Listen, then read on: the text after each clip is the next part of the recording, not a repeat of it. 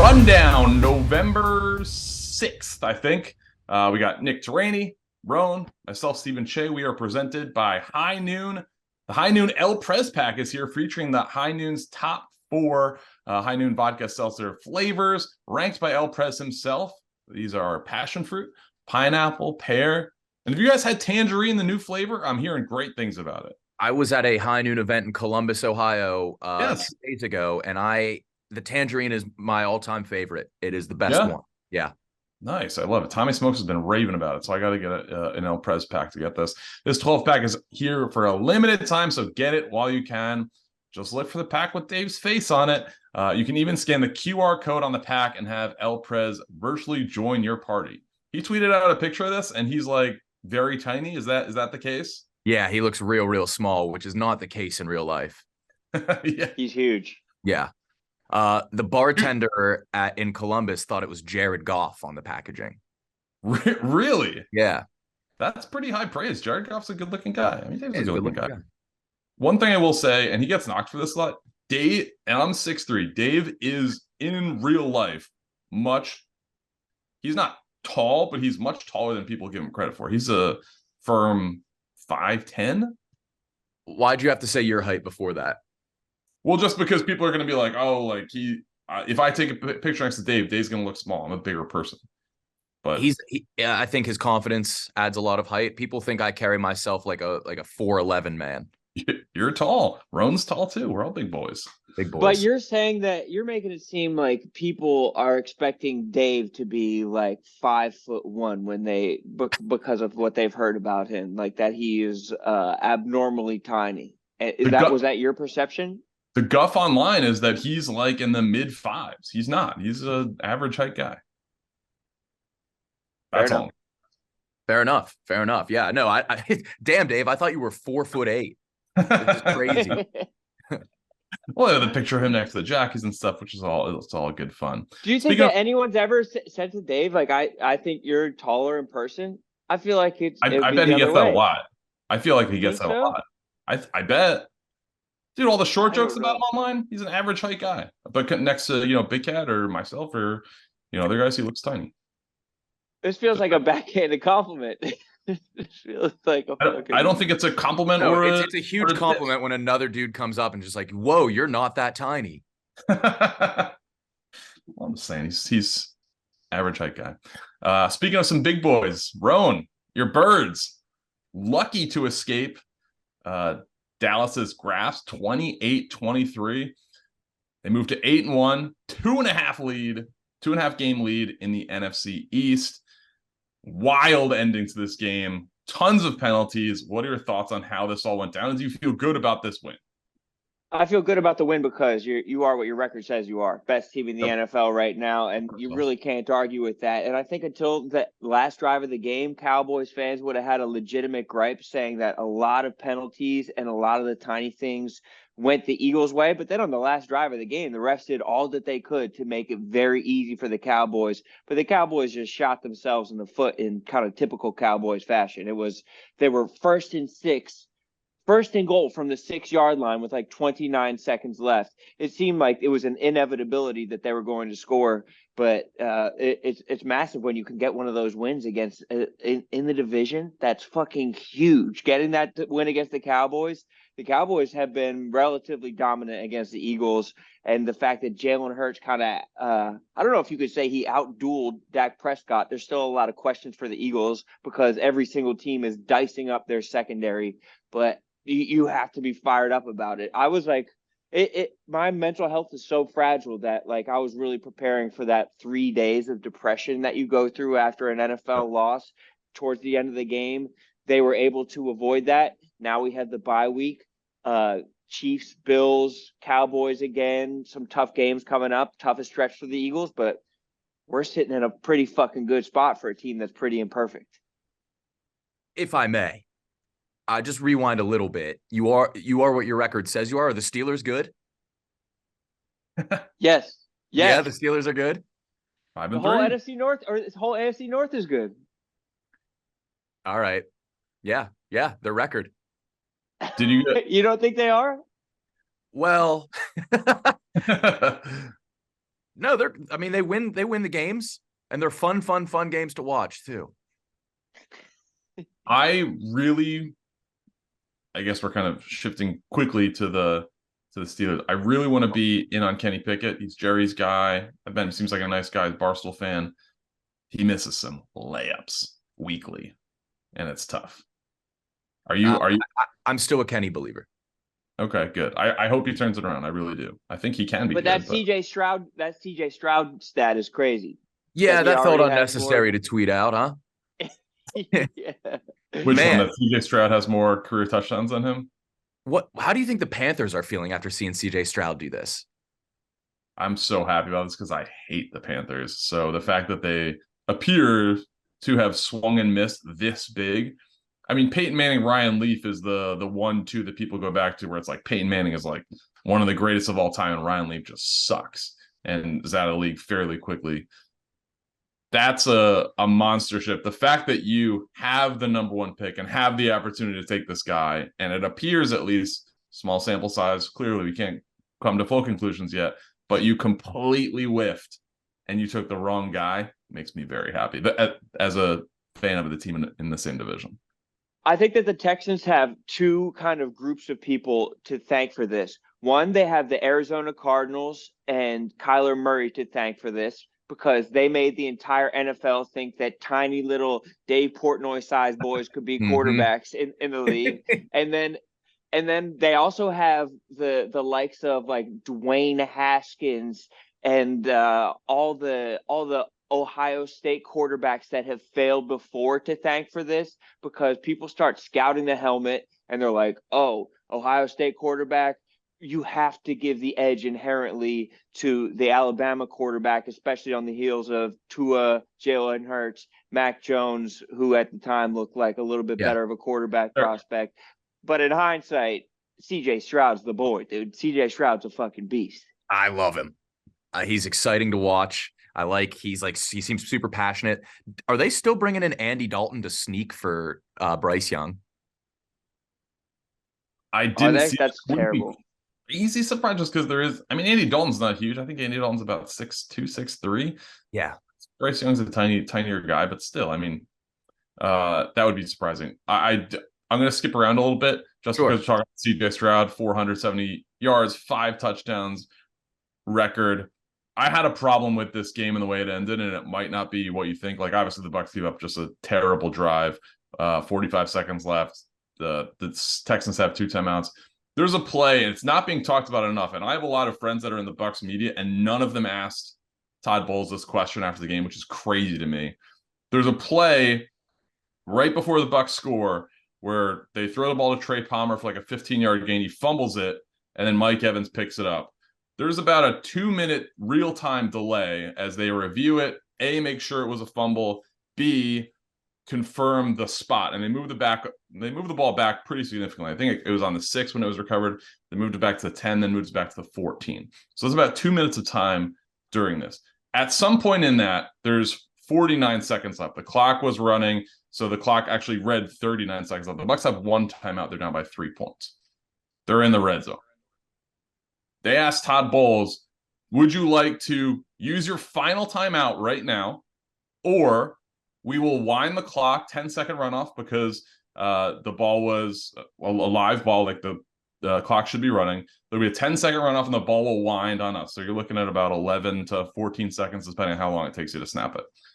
He elects to call his final timeout with 49 seconds left. Okay. Weird decision, but whatever. The goal is to give the Texans as little time as possible back. You're already in field goal range. It's first down. The next throw, they throw the end zone and score. 4 seconds. All right. Me and Frank were talking about it in real time. We're like, what is that decision? Very weird, because you want to give them as little time as possible. Texans have 2 timeouts. They drive down the field. The touchdown pass that they throw to win the game, there's 10 seconds left when that happens. So had Bowles not made this decision, whoever is tackled in bounds, I mean, obviously the play calling is probably a little bit different. The Texans probably do not win that game. I have a major problem with that. Listening to my soliloquy, do you guys agree, disagree? How do you feel about that? That's been eating me up since yesterday. I stopped paying attention. I was kind of counting on Nick to have this one because I feel like Nick always has something. And so, like, there's this boat. I could kind of see, like, water, and there's this boat going by. And it looked like a freight boat. It had, like, a bunch of maybe, like, freight containers on it. And I just started zoning in on – no, I think that Todd Bowles might not be the guy. But Yeah. I wonder, I mean, it seems like that's a pretty egregious mistake. Hindsight's going to be 2020. But I wonder, Steven, if you hope that they just kind of tank for draft position or still try and claw to win the division. Not yet. I was honestly considering emailing him and volunteering to be like his time management guy. But I love my job too much. I don't want to risk. This could be a side job. This could be a side just a side hustle. I'd have to be there, and I probably wouldn't be able to gamble and stuff like that. So there are takeaways. Yeah, but you'd be the Bucks time management guy. Would be sick. Would be very sick. But would you be on the sideline, or would you have like a headset and be up in the? I'd be up in the booth. You gotta have the full field, and Does a part of you, like, back on Rone's point, do you wish the Bucks were a little worse? Because, like, being in this limbo, it sucks as a fan. I still have hope they can win the division. Like but then what do you get from that? A late 20s pick, a mid 20s pick? Yeah, but it's not all about the pick. Like, you want to keep like a good culture, like Brady brought in. The banner, you get a banner. Yeah, you get the banner for winning the division. That's sick. 3 straight division titles. You go in the playoffs. Who knows? Like, they're 3-5 right now. Right now, it clearly does not look like they're going to make the playoffs. One team from the NFC South is going to make it. So the Falcons, I'm not a believer in. They put up a good fight against Minnesota yesterday, but they lost. The Saints almost lost to the Bears yesterday. Like, it's a bad division. One of these 3 teams is going to make the playoffs. So I hope still it's going to be the Bucks. We'll see. Let's talk the early game. Chiefs-Dolphins. 21-14. In kind of a lower scoring game than people would hope for. An early game, one of the, probably, if you're looking at it just like a blank slate, the best game on the docket for the day. Did you guys watch this? Were you excited about it? Second game ever in Germany? Nick, what do you think? I was watching it on the phone in the airport. The atmosphere in Germany is awesome. Yes. And I mean, I think that's why they sent like these 2 teams there, because last year it was so good. So they're like, London kind of gets some dog shit games. The majority of the games are dog shit. I think with the atmosphere here, like, there's going to be premier games from here on out in Germany. Singing Country Roads, awesome. It seems like it's, I don't know how many of the fans there traveled from the US, but it seems like, if not, the NFL has a huge presence in Germany. Yeah. I think that if Hitler had been able to see Dolphins Chiefs, we could have avoided the Holocaust. Everybody was thinking that. I think that if we had been able to show him that in like 1935 or something like that, of like, hey, this is what's going on and this is what's possible with unity, I think that he would have completely bought in to high octane offenses. Obviously, they weren't high octane, but we're saying that the Chiefs might be the best defense in the league. And I mean, Hitler would be fucking fired up about that, I think. I think it could have avoided a lot of bloodshed. I personally would have liked to see a lot more offensive onslaught in Germany on Sunday. A lot of just too high shell. We're seeing a lot of dink and dunk passes completed underneath. The Tyreek Hill fumble was interesting. Did you guys see the? Yeah, I love a good lateral. It was fun. Did you guys see the Frankie Nicky Smokes blow up? Yeah. Today, just like what he did when Diaz got hurt. And him and Buster were going, oh yeah. You know, they're treating a time machine to go back in time and change the 86 World Series. We're going to lock you up. Shut the fuck up! Shut the fuck up, we're fine! We're not! We're fine, it's 30-10! And you're fucking acting like we're dead! We are dead!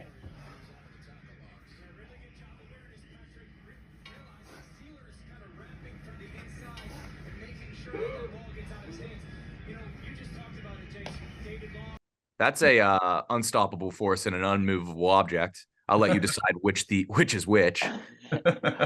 I would love to have a list of everybody that's ever yelled at Frank to shut the fuck up, because Steven has done it. I've seen KFC do it. We saw Nicky Smokes do it. I think Meek Phil has done it. What other fans have yelled at KFC or at Frank the Tank to shut the fuck up? It's only people that share teams with him or people whose teams are going up against him. I don't know if I've had that pleasure. I think Cheah, has done when did you do it? less profanity. I did it last week of the season or second last week of the season 2 years ago when the Bucks last season when the Bucks we were doing a gambling cave thing and the Dolphins were on. I think they were playing the Patriots and I don't even think that it was during a commercial break and Frank was kind of ranting about it. And the Bucks just completed this big drive to win the division. And, as someone that's streaming that's my moment to capitalize, have a reaction. And Frank is yelling at the top of his lungs about a game that's at commercial that is like a 14-point game. And that was more of like I'm not annoyed by any of Frank's antics. The timing of it is what gets me. It's just like, hey, my team is on the TV next year. We just scored. That just clinched the division for us. Shut the fuck up. Let me do my job. Here's my prediction for the Dolphins next year. Frank, shut the fuck up for 5 minutes. Jesus Christ. We're all here. Fuck. My team is fucking clinched the division. I want to hear about the fucking Teddy Bridgewater. I want to make the playoffs. I don't care. The Knicks missed the playoffs. The Devils missed the playoffs. I haven't seen a playoff win Christ. in 40 fucking years. Shut up. We listened to this for 3 fucking hours.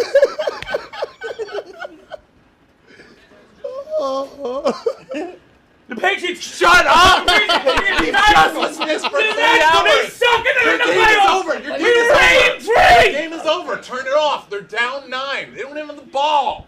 I can smiling. I can going. He's got his Greta Thunberg t-shirt underneath. It takes a lot to break you, Cheah. Yeah, that was an in the moment thing, and it wasn't like I like Frank, but you got to have a little bit of situational awareness. I think that Frank? you're as mentally sound as Meek Phil or Nicky Smokes. Well played. That was like the saying, like when you watch or you don't argue with fools because from a distance you can't tell who's who. When you slip into that, I mean, you do put yourself on a level playing field. But Frank has like a kind of posse of dudes that roll with him, like them rolling in for the night games. It's awesome. It's so crazy. So it's Jenks, Mikey Betts. I don't know who was somebody else there. I think so. It's just crazy that Frank is like defying the laws of physics. He's losing weight but gaining in orbit. Like he has he has fewer people or he has less going on inside of him and just more people just gravitationally drawn to him, dude. It's every Sunday these guys are going to mass. They all drove to Chicago with him too. Yeah, that's what I mean. Like they're just in his. They need a reality show, so it's the Allow Me to Be Frank crew. Yes, all them.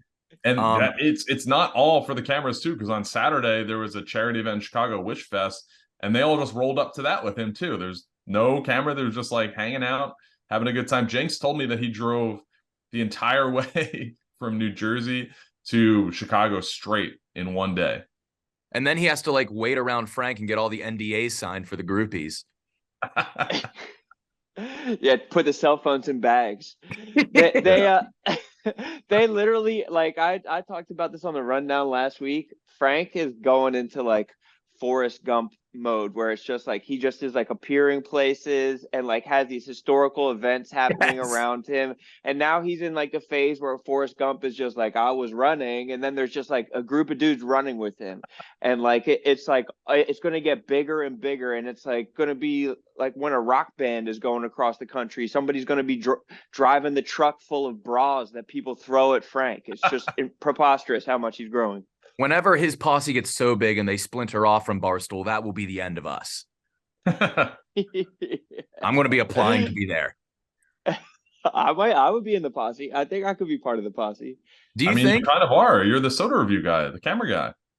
I'm getting phased though. I'm getting phased out though. He has full-time guys, and he's like, I don't think he's pleased with my part-time status. I think that he wants me to be more locked in. I'm lucky if I do like a couple soda reviews a week. There's other guys I wonder if he's bending over backwards for someone else, you know? Interesting. There's no way to feel safe in your job there, but SimpliSafe is a great way to feel safe in your home. There's never a wrong time to protect your home, but this fall happens to be an especially good time because you can get up to 50% off a brand new SimpliSafe home security system. It was named America's best home security system in 2023 by U.S. World and News Report, or U.S. News and World Report. SimpliSafe has a comprehensive protection for the whole time with advanced sensors that detect break-ins, fires, floods, and more, plus HD cameras for both inside and out. It's powered by 24/7 professional monitoring for less than $1 a day, which is half the cost of traditional home security. I personally have a SimpliSafe. It is awesome. You use it literally every day. Set the alarm at night, set the alarm when you leave. Awesome. Camera for the doorbell, great, with new routines, activities, and time both at and away from home this fall and holiday season. SimpliSafe is a system designed to make us feel more at ease during this time with new 24/7 live guard protection and smart alarm, wireless doors, indoor cameras, monitoring agents can see and speak to intruders, helping stop crime in real time. A powerful technology exclusive from SimpliSafe. Satisfaction is backed by SimpliSafe's money-back guarantee. Try SimpliSafe for 30 days for 60 days risk-free. And if you don't love it, return your system for a full refund. For a limited time, watchers and listeners of the Rundown get a special 50% off any SimpliSafe system with a fast protection plan. Visit SimpliSafe.com/rundown. That's SimpliSafe.com/rundown. There's no safe like SimpliSafe. Josh McDaniels' job was not safe, and Antonio Pierce stepped in and he stomped a mud hole in his former team, the Giants. Did you guys watch this game? Did you care about it? Daniel Jones obviously looks like he could be out for the year. Yeah. Even I don't ever want to make light of injury. He even got hurt kind of goofily.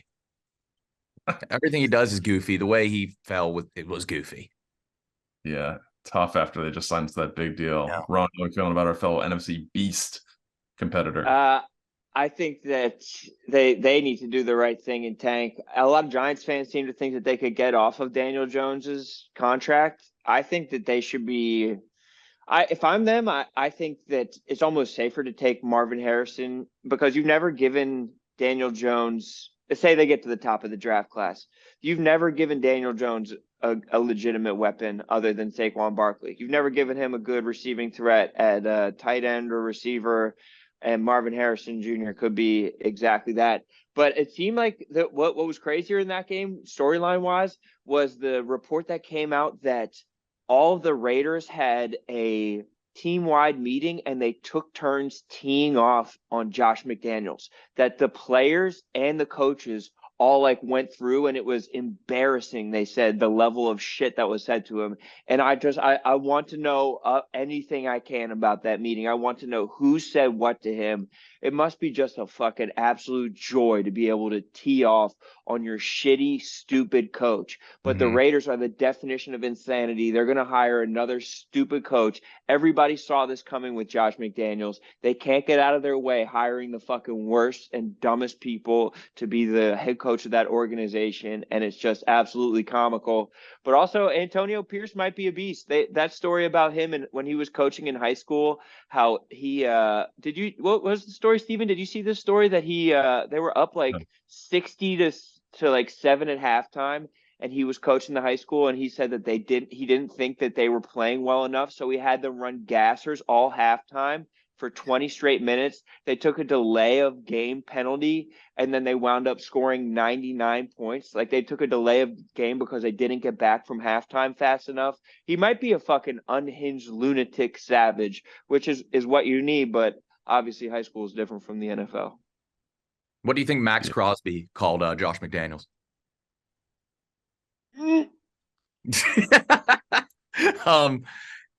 Yeah, I don't know if that kind of coaching plays in the NFL, but do you think this is the end of hiring Belichick proteges?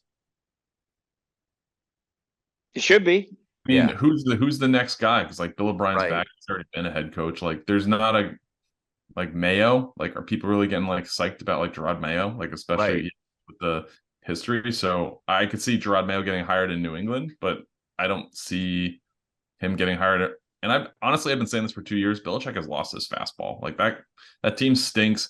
He is no one to blame but himself. He is the GM of that team as well. The talent stinks. That's his fault. Yeah, did you see the owner's box? They mouthed that we're not good enough. The team's not good enough. Oh, I did not see that. Yeah. I mean, yeah, no shit. They're probably the worst team in the AFC. Yeah. Yeah, it's embarrassing. They're absolutely terrible. Who's successful at, like, what you think Vrabel's kind of the only guy that you can Vrabel's a great coach.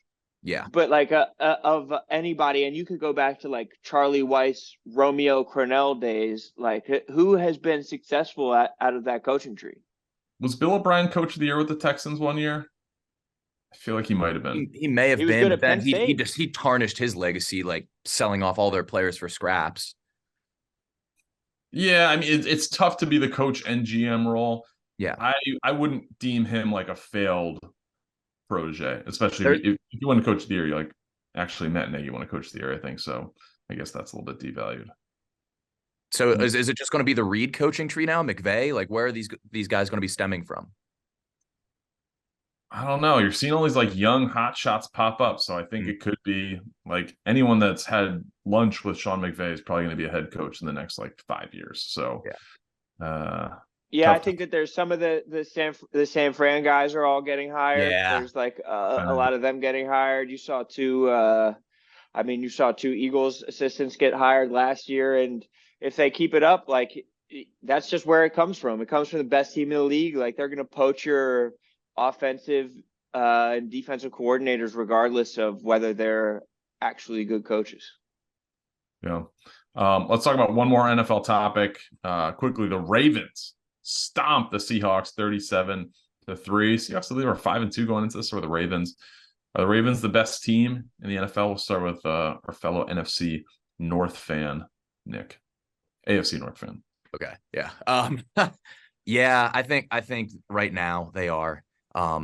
If they would have ended up getting Josh Jacobs, I would have stamped that that's my Super Bowl pick.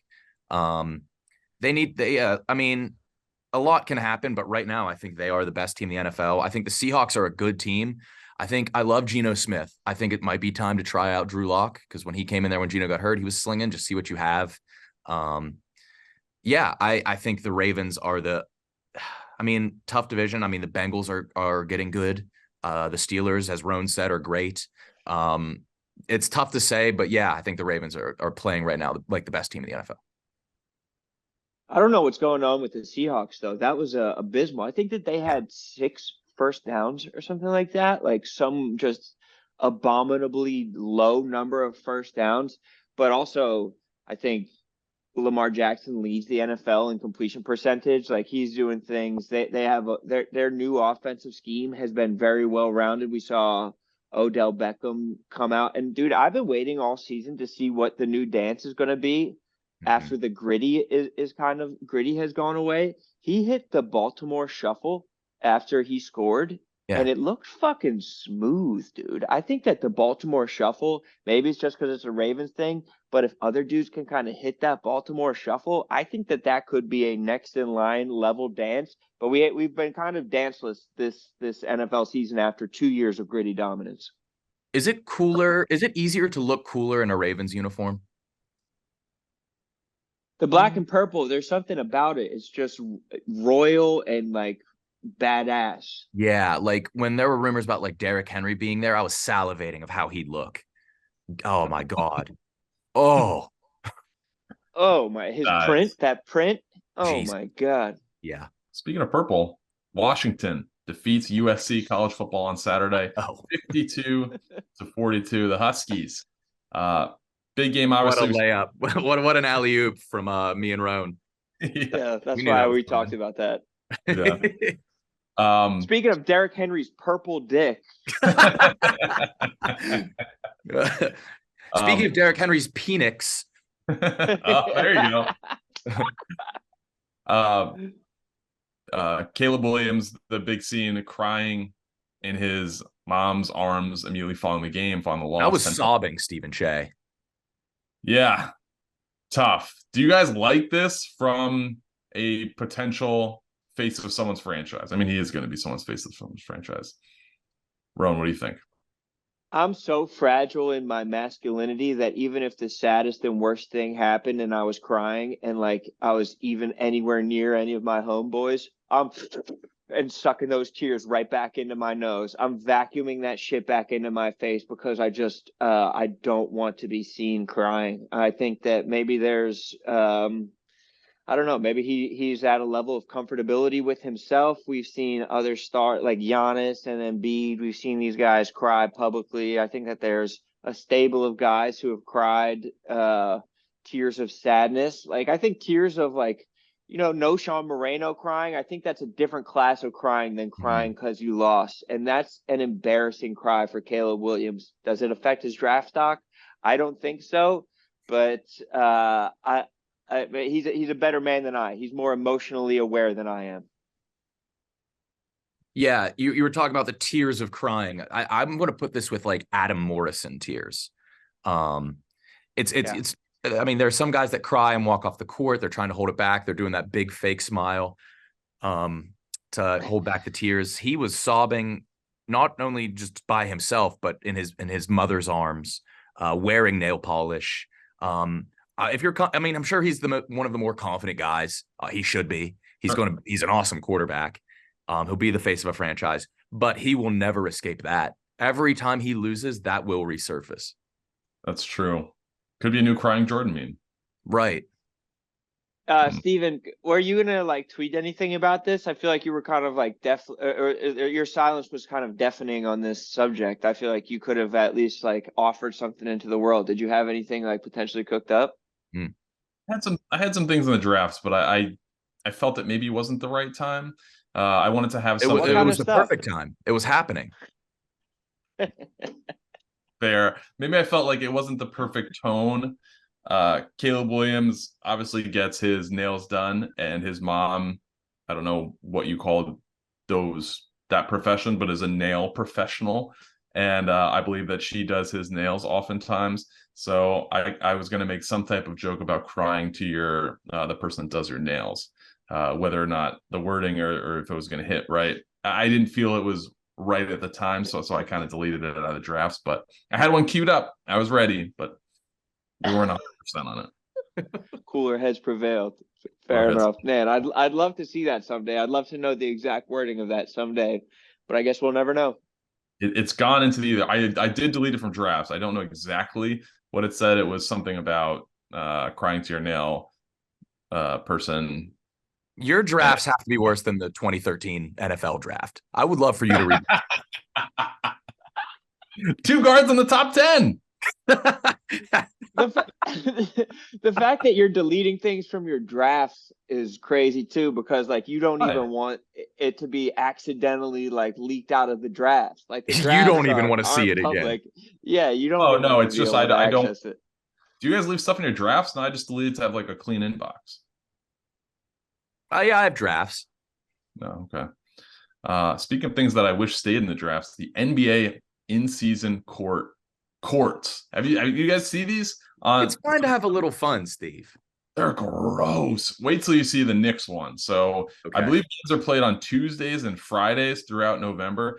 The Knicks court is completely orange, which I feel like is going to be a bad viewing experience as we're watching an orange basketball go up and down an orange court. Mm-hmm. But I don't know. Some of them I think looked okay, but a majority of them were hideous.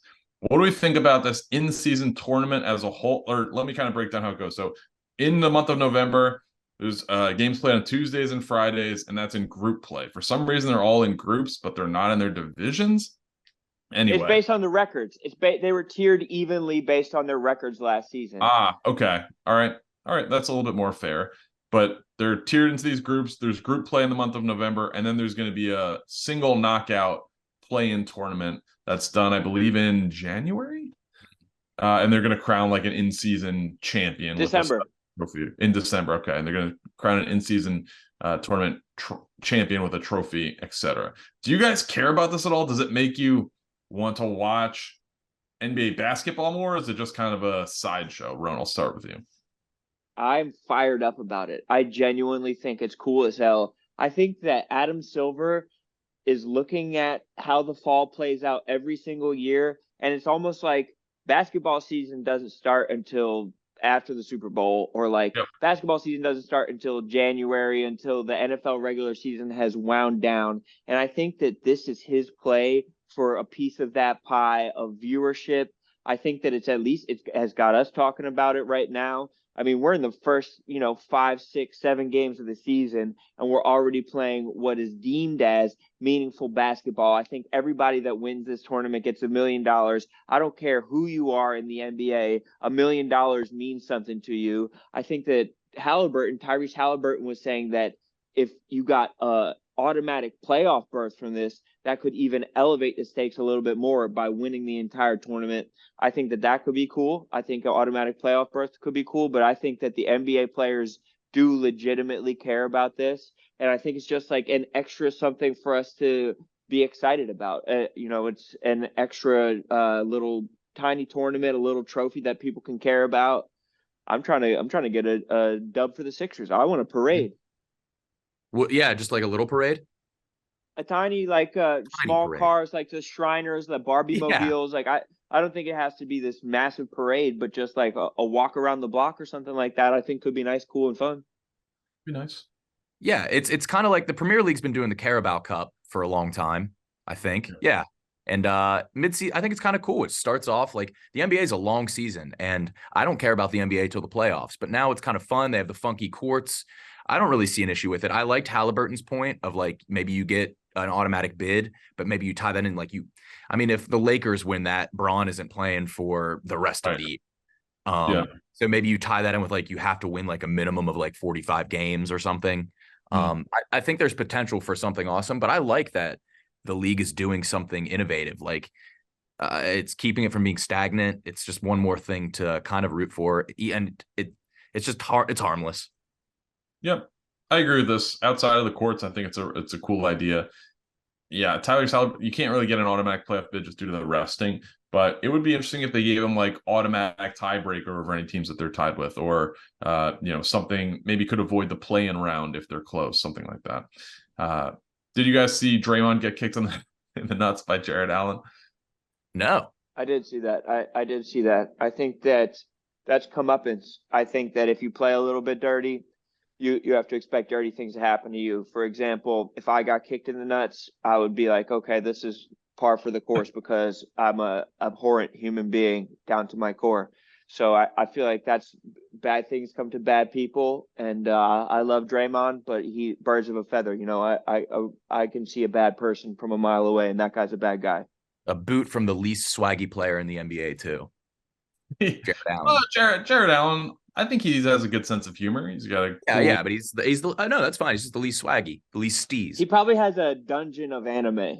Yeah, that guy, he has resting anime face like I've never seen before. But goddamn, I'd love to see him in a Ravens uniform. Speaking of big boys, do you guys see Wemby go off on Friday? This is like the third big boy segue. Yeah, true. Yeah. It's good. I like every segue being big boy. Yeah, he's broken the game of basketball. He is awesome to watch because he doesn't like dominate every possession yet. He did, I guess, in this game against the Suns. I didn't see this one. I saw the first game against the Suns on, I believe it was Halloween or the day after. But he is like, he's going to do a few things every game that like you just don't see. Mm-hmm. Like there was a play where he did a step back and he like pump faked, and then the defender came out to get him, and they just passed to somebody else, and he cut to the hoop, and they threw him an alley oop, and it's like, well, what the fuck do you want to do? You catch the three, you're gonna give him a dunk. He's awesome. And that block where he just snatched it, yeah, and it's like so casual too. You can't give him any time, and I think he'll close out on you so fast. If you're like Jordan Poole trying to casually take a 3-pointer. But I think one of the main things as an indicator of how great he is the fact that guys like Shaq are hating on him right now because he is a threat to their legacy. You can tell that when Shaq's like, oh, we've seen Wemby before. It's bowl. When it's like clearly not the case. Clearly not the case. But if Shaq is trying to minimize someone this early on in their career, I think that that's a main indicator that this guy could be generational, and Shaq's trying to find chinks in that armor, and I don't know if that exists. I think that he is as complete of a player, and I think that he has the respect of a lot of current NBA players right away, where NBA players are usually likely to be like, no, this guy's a rookie, let's wait and see. I think that he is physically gifted, he's mature in his game, he's mentally tough. This dude is a beast. Yeah, it's exciting to see, and of course he's a Spur.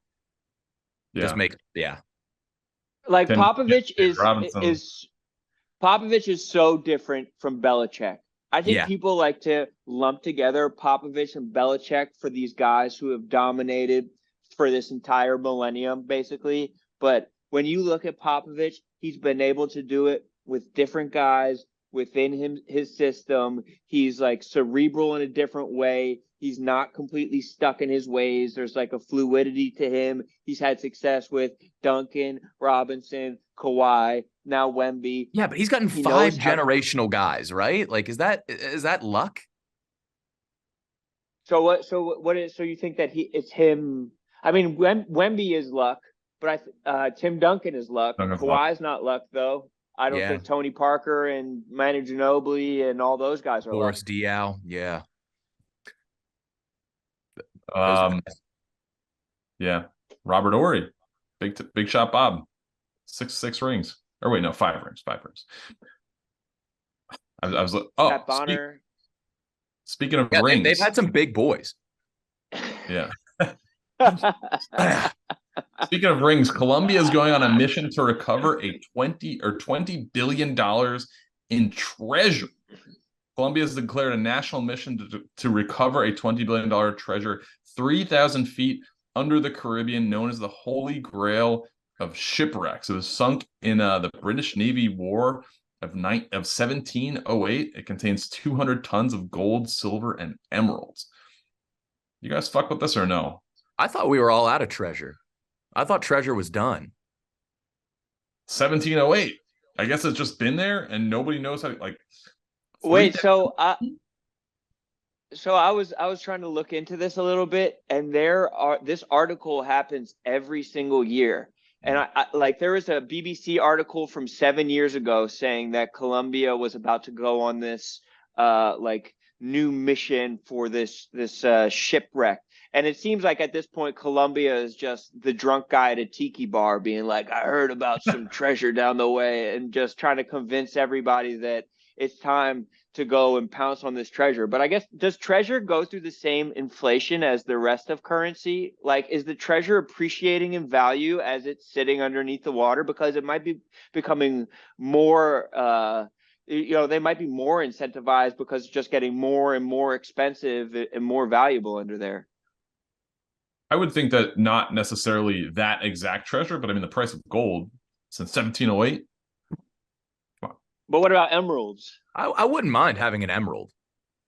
Or a ruby. Is there rubies down there or what? Probably rubies and sapphires.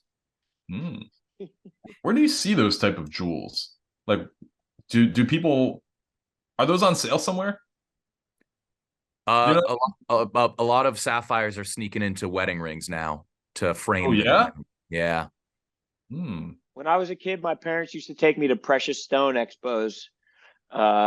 This kind of just jogged that memory, and they have every manner of precious stones. So you can go and like buy the high end rubies, emeralds, all that other good shit, or you could just buy like kind of like they have like boxes of just shitty precious stones, less precious stones. But maybe a field trip, maybe us guys just go and buy a little bit of buried treasure, some fucking pearls or something. I mean, I'd rather look for buried treasure. If I had a choice between an emerald that was just mined and one that was buried treasure at one point, I'm going to take the buried treasure every time. Yeah, I think you gotta. Yeah. It is an exciting little adventure. You could have a little excursion. I feel like if I was told a tale of that at some bar late night in Colombia and I had no restrictions, I'd be pretty in on that. No, Colombia's government is fucking coked out of their mind, just hatching up plans. Just like they're up at 5 a.m, just being like, you know what we should do? Fucking go. We can find this buried treasure. They're always putting out stories of like lost cities that they have or buried treasure. Maybe we're falling for something.